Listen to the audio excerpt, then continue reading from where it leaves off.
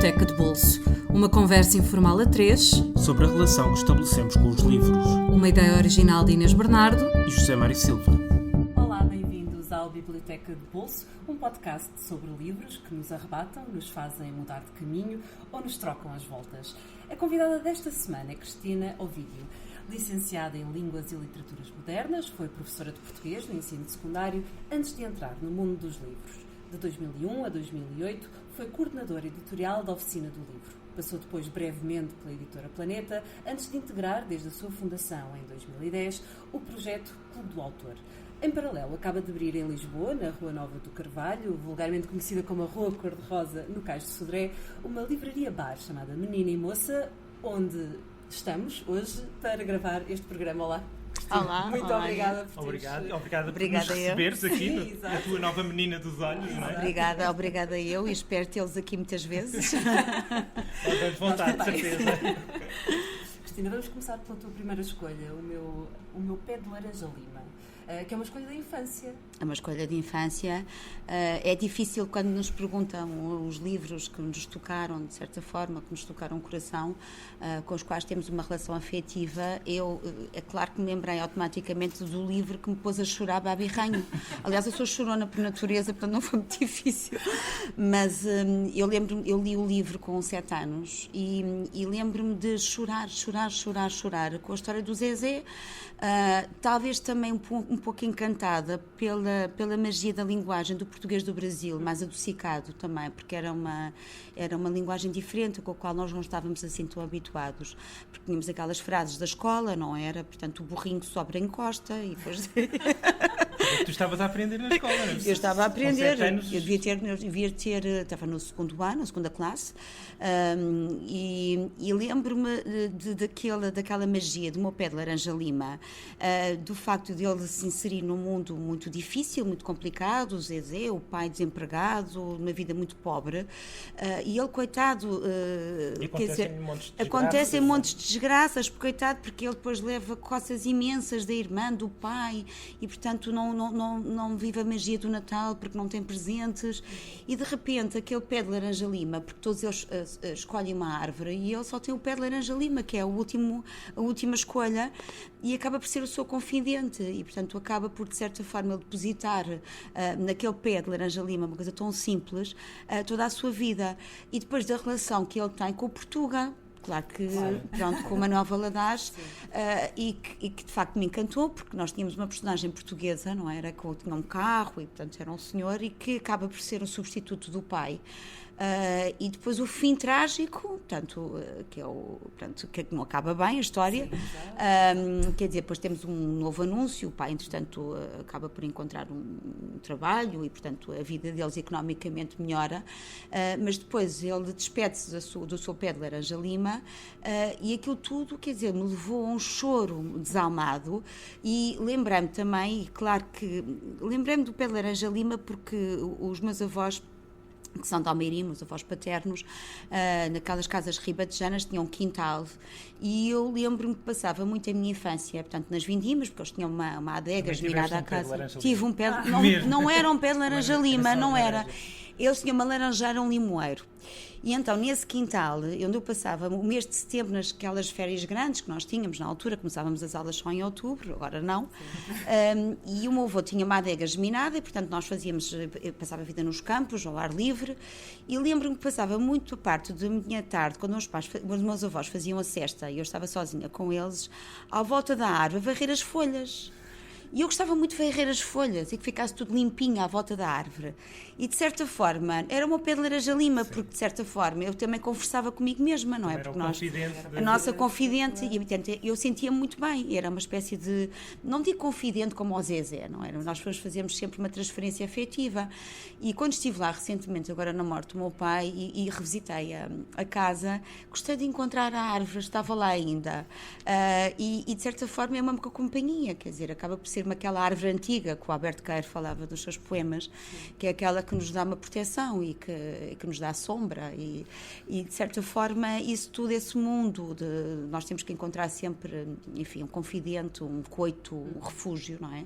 Para os nossos estados de alma, e nós também na infância, apesar de termos tido uma infância feliz, ou não interessa, quer dizer, há imensos momentos de melancolia, ainda bem que eles existem, não é? Porque de certa forma nos tornam pessoas mais ricas, não é? Nos preparam também para a vida. E nos preparam para a vida. E portanto o Pé de Laranja Lima acabou por me acompanhar e de chorar copiosamente e nunca ter dito a ninguém, não é? E nunca ninguém me ter visto. Portanto era o meu espaço de silêncio, as minhas leituras, não é? Portanto... E foi um livro que tu tentaste depois passar aos teus filhos, filhos de amigos, portanto ias tentando levar o Pé de Laranja Lima. Sim, eu lembro-me quando o La Féria, entretanto, fez a recriação do Pé de Laranja Lima, eu fui com os meus filhos, e entretanto dei-lhes o livro, e ainda há pouco estava a falar com a Maria, com a minha filha, ela gostou imenso.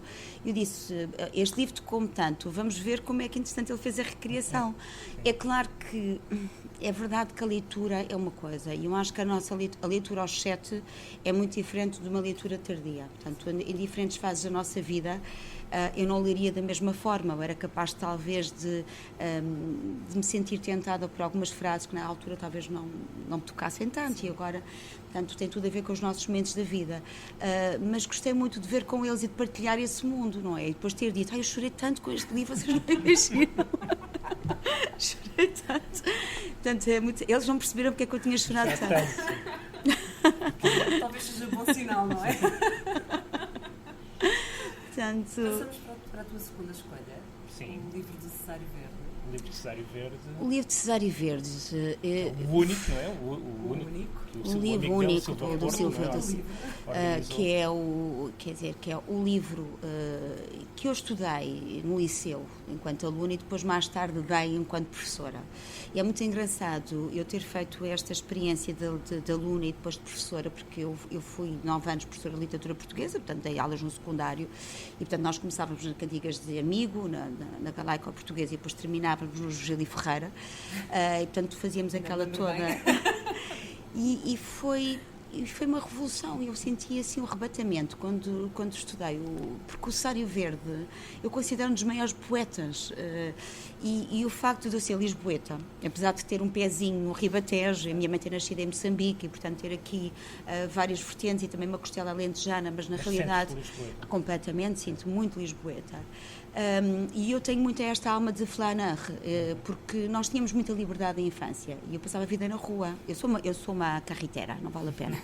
Gosto de caminhar, gosto de caminhar, gosto de ambular e gosto muito da vida. Dos acasos também, gosto muito dos acasos cidade, não é? E gosto muito de andar sozinha, não só em Lisboa, mas noutras cidades. Não gosto agora tanto de viajar sozinha. Antes já gostei, já viajei sozinha. Agora eu gosto de uma companhia. Mas gosto muito de flanar, e aquele sentimento acidental e o desejo absurdo de sofrer, que é aquela hora das Ave-Marias, não é? Das 6 horas, 18h30, arrebatou-me completamente, aquele sentimento, aquela melancolia. Não só a sua relação com a cidade e com tudo que estava à volta, até mesmo aqui com o Cais de Dré, que agora é a zona onde nós estamos, do cais de partida, o cais de chegada, etc., que nos faz lembrar muito Fernando Pessoa também.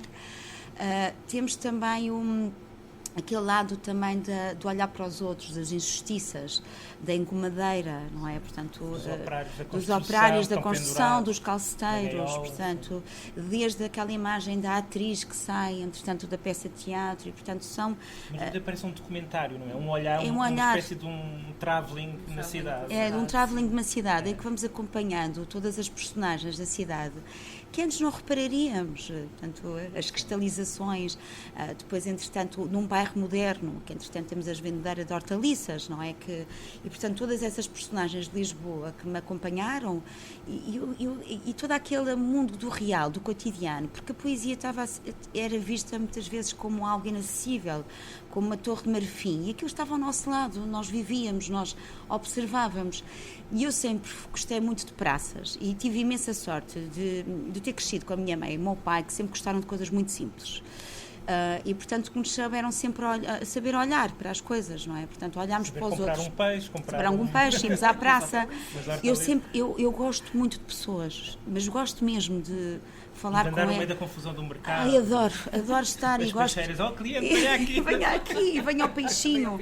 Eu lembro do meu pai, que entretanto, quando faziam os programas da televisão de divulgação científica, e nós passávamos férias na Ericeira, mas pais tinha uma casa de férias, que era uma casa, ainda por cima, mesmo fantástica, porque nem sequer tinha eletricidade, não tinha água canalizada, e nós vivíamos com os candeeiros a petróleo, e tomávamos banho num balde, e tudo aquilo era fantástico, porque tínhamos um mundo de estrelas, uma casa era isolada, só tínhamos uma vista para o Pinhal e para o mar, e uns vizinhos ótimos, ainda por cima só havia 2 casas, eles eram extremamente civilizados, eram ingleses e uns amigos nossos. Ao céu, um mundo estrelado sem eletricidade, portanto estávamos numa casa. E lembro-me que íamos, entretanto, à praça de manhã, e o meu pai ser abordado por as peixeiras, que, entretanto, diziam: gostamos tanto do seu programa, mas não percebíamos nada. E o meu pai se rir às gargalhadas, e eu de ir com ele. E, portanto, todo esse mundo que o Cesário Verde, entretanto, nas seus poemas descrevia, estava próximo de mim, porque eu gostava de observar. E é claro que aquilo foi um arrebatamento já na adolescência, e depois tive a felicidade de conseguir transmitir às minhas alunas e agora aos meus filhos, porque o meu filho está a fazer a ilustração do sentimento ocidental, e desse arrebatamento de lermos os poemas e de observarmos. Na entrada aqui do bar podemos ver alguns desses desenhos. Alguns destes desenhos que eu estou a pôr numa vitrine. Aliás, eu estou a preparar toda. Alguns versos também espalhados pela livraria. Tenho. Inevitável. Era inevitável, quer dizer, preparar uma vitrina de Cesário Verde, que estou a preparar, e outra dedicada ao João Cabral de Melo Neto, que, entretanto, soube até pela Alice Vieira, que era um grande admirador do Cesário Verde. Nesta biblioteca do meu pai, que me deixou, vi descobrir livros do João Cabral de Melo Neto e pensei: que engraçado, estamos todos ligados de certa forma. O teu pai, sendo um homem de ciência, também se interessava muito por poesia.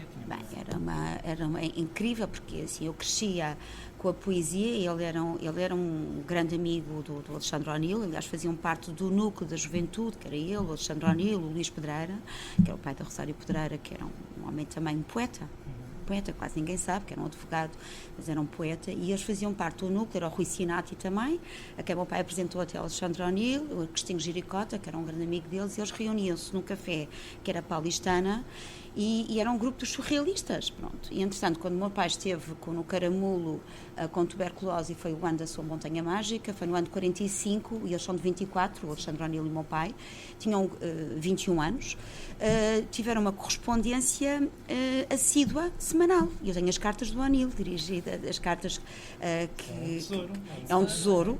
Tenho as cartas todas, guardei-as, aliás, não sei, entretanto, estamos aqui a ponderar, talvez, numa edição, mas são umas cartas absolutamente extraordinárias, porque eles acabavam por, através destas afinidades eletivas do gut, não é? Porque é verdade.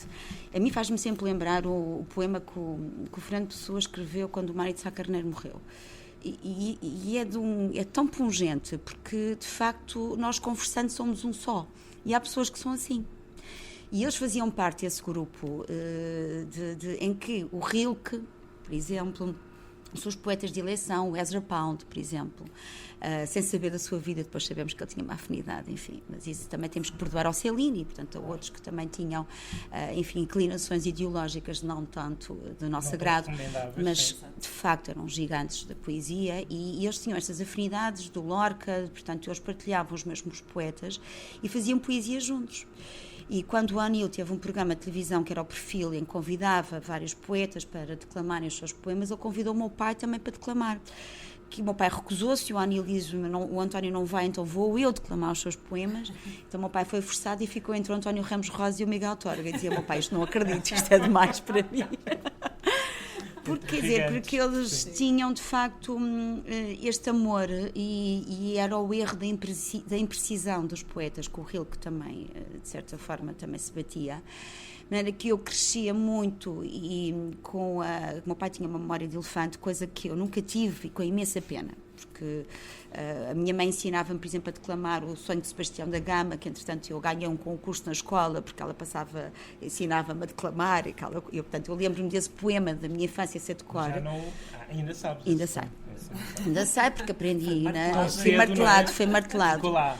Mas o meu pai passava-nos os chorões a declamar, e portanto era o Lorca, que ele sabia, que aliás ele deu uma edição raríssima, aliás só vi essa edição na casa do Mário Soares, quando nos mostrou a biblioteca, que era uma edição riquíssima, em papel bíblia, com as ilustrações do Lorca e a obra completa, e o meu pai deu-me esse legado.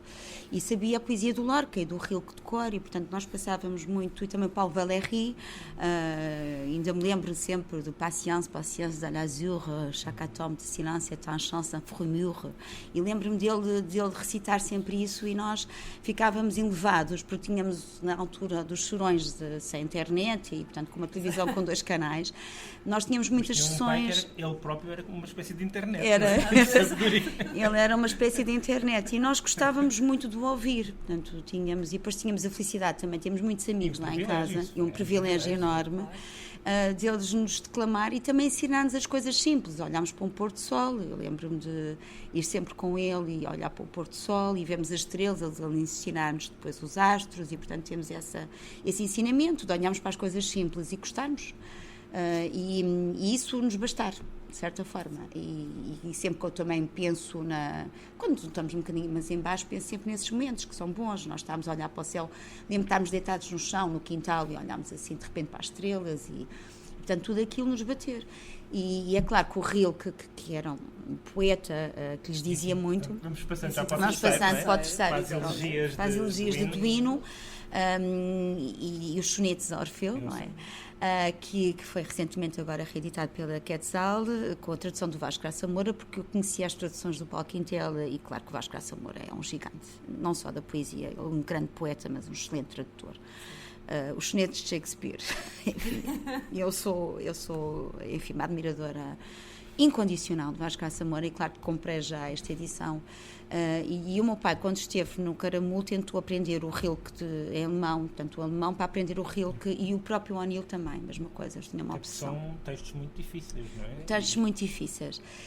É engraçado, porque eu ouvia na minha adolescência, na minha infância, eu acho que não compreendia totalmente este mistério do homem, e portanto estas vozes acho que não consigo compreender estas totalmente. Vozes dos anjos, sim, não é? Do estar, e de repente quem é que me escuta, não é? Faz-me lembrar muito o Ater de Quental, quando entretanto ele faz aquela invocação a Deus, e entretanto começa e quer enfrentá-lo. O Ater de Quental, que era um santo, como dizia o Essa. E quando ele falava disto, era qualquer coisa incompreensível, mas que me tocava, e é um poeta do coração, é um poeta que nos diz muito. Pela própria beleza da linguagem.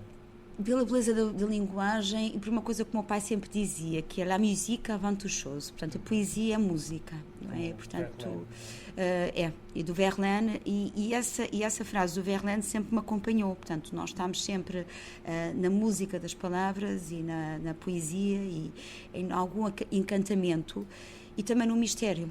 E de facto, quando nós, é claro, vemos desaparecer pessoas que foram as nossas melhores amigas, ou porque sempre nos acompanharam, ou porque nos elevavam, porque há pessoas que nos elevam, e eu acho que os poetas nos elevam, eu acho que a poesia nos eleva. Quando nós estamos assim, um bocadinho com aquela história comezinha, por exemplo, o meu pai falava há um texto do Rilke, que eu nunca mais me esqueci na vida, que é da Anémona. Porque há a história da Rosa, não é? Portanto, ele tinha esta transposição da Rosa e da efemeridade da vida, que nos faz sempre lembrar o Príncipezinho também, não é? E da Anémona, e isto bateu-me de uma maneira, agora depois da morte do meu pai, que nunca mais me esqueço, porque ele lia o Rilke ainda recentemente, porque ele esteve muito bem, graças a Deus, até aos 89 anos, depois esteve a fazer tratamentos, e depois aí foi a sua queda, mas ele esteve muito bem. E de facto, a história da Anémona, que entretanto é contaminada pela demasiada noite, e porque se abre demasiado durante o dia, não se consegue recolher à noite, aquilo é uma coisa de uma beleza, porque nós temos uma necessidade de recolhimento que depois ela não consegue, e a história da demasiada noite ainda me toca. Portanto, é um poeta do coração, e que eu tive a sorte de ouvir declamar num tempo em que não percebia, mas havia uma beleza que eu ia atrás, não é? Intuía. E agora relendo, eu sinto-me... também te sentes transportada para esse tempo? Sinto-me transportada para esse tempo e para o meu pai. Sinto-me tocada, acho que ele me toca. porque de facto quando ele me leu esta história da anémona, em que a anémona entretanto era tocada, ainda há pouco tempo estava a ler uma história do Rilke, de um livro que tinha a coleção toda, portanto tinha os livros completos, e fui reler a história da anémona, fiquei mesmo tocada, porque aquilo de facto é uma transposição, como nós vemos nas elegias de Duino, que há uma metamorfose do mundo visível para o invisível, não é? E essa metamorfose é tão complicada de percebermos numa altura em que ouvíamos sem entendermos, mas que agora talvez não seja mais próximo, não é? Esse mistério do homem, e há alguma coisa inatingível, e isso de facto acho que o entendemos porque há o mistério da morte, não é? Da relação do homem, enfim, com o seu mundo, o mundo interior, que é um mundo interior, e com o qual nós temos necessidade sempre de falar, que muitas vezes não sabemos com quem, e por isso quem nos ouve, não é? Aquele início das elegias é de facto, não é? Quem me escuta, não é? Nas alturas celestes, e quem me escuta, e portanto essa necessidade de facto de tocar, e nessas elegias ele também faz referência à árvore, portanto depois de tudo este mundo desaparecido, não é? Depois quem cuidará, por exemplo, de uma rosa, ou quem cuidará, de certa forma, de uma pé de laranja-lima, quem cuidará, por exemplo, da rosa, não é? Quem cuidará da árvore antiga, não é? A quem nós, entretanto, confidenciávamos as nossas vidas, quem cuidará da laranjeira da casa do meu avô, não é? Quem cuidará do seu limoeiro, e muitas vezes vemos de repente esse universo que desapareceu, mas que está dentro de nós, e portanto tudo isso acaba por nos tocar de uma forma indelével, não é? E é uma música que se mantém, não é? Não sentes isso, Cristina, que também que esta música do Rilke, apesar de haver coisas que terminam, é uma música que se mantém é uma música que se mantém, é uma música que se mantém. É engraçado, porque esta história da infância, dizem que quem teve uma infância feliz não pode ser bom escritor. E, portanto, estás condenada. Estou condenada, tive uma infância... Chorei muito, mas não.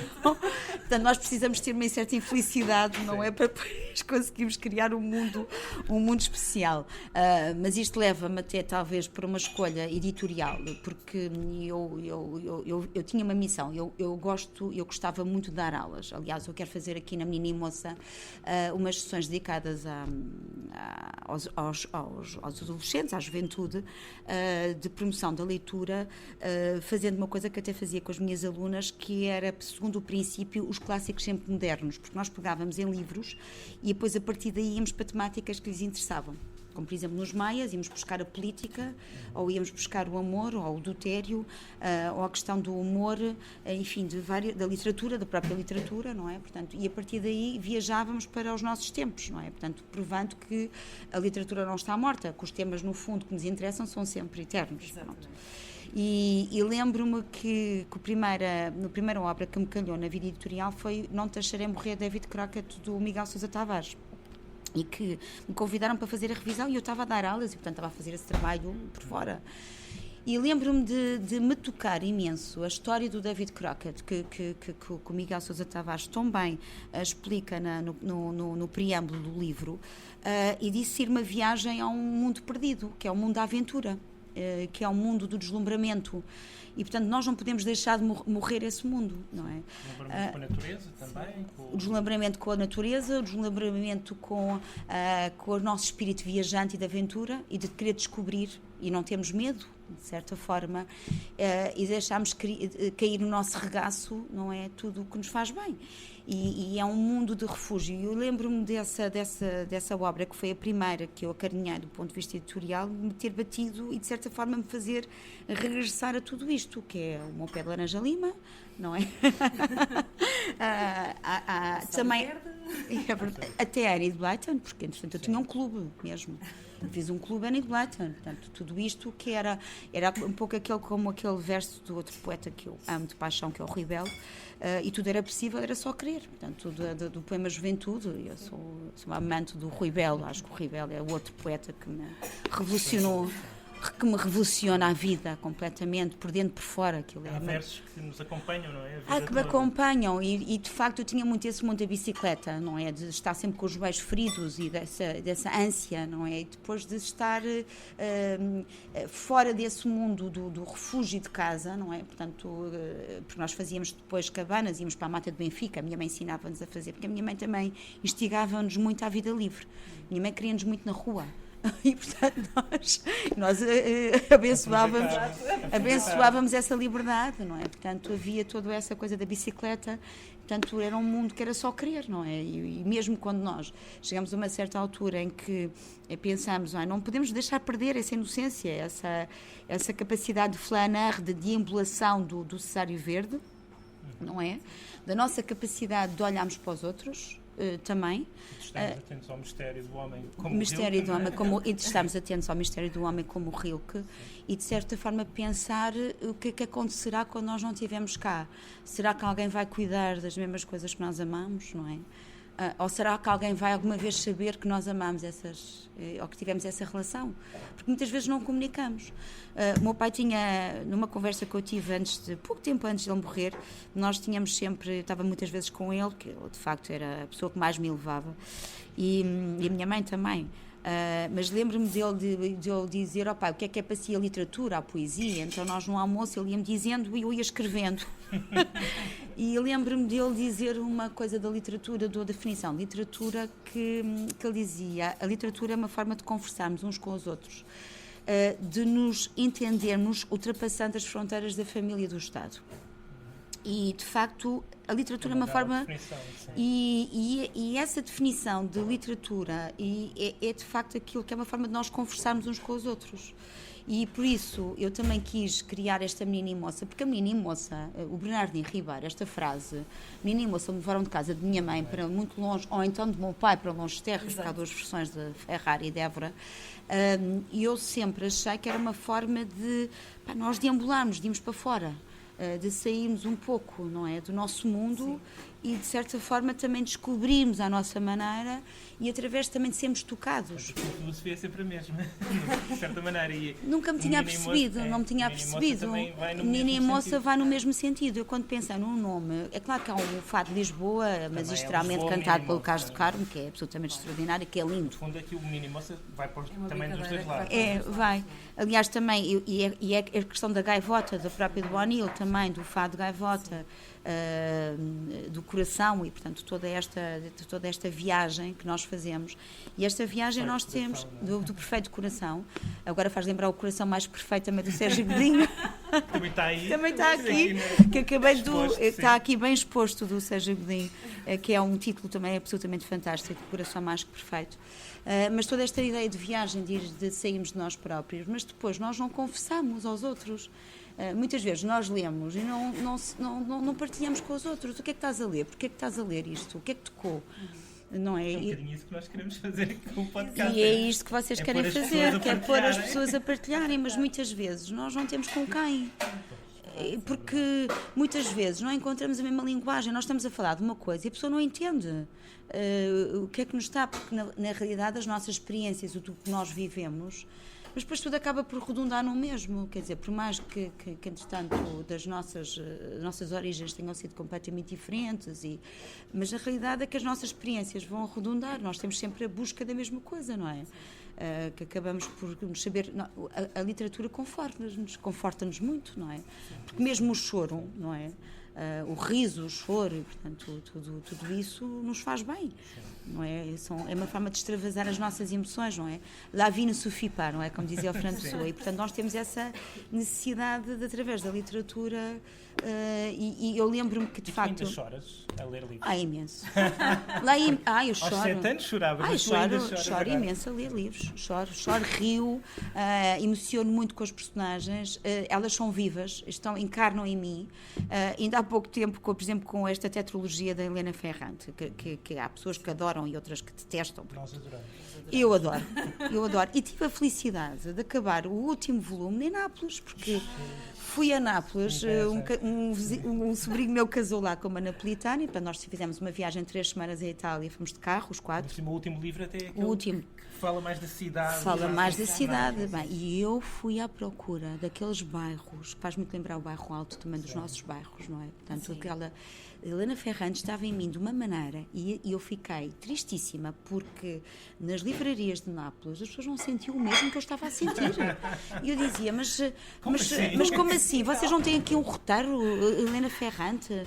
Não fazem aqui umas visitas guiadas? Quer dizer, eu estava completamente sempre à procura da Lili, da Helena e, portanto, da Ischia. Depois, onde é que está a ilha? E nós dizemos, quer dizer, comemos os gelados, assim.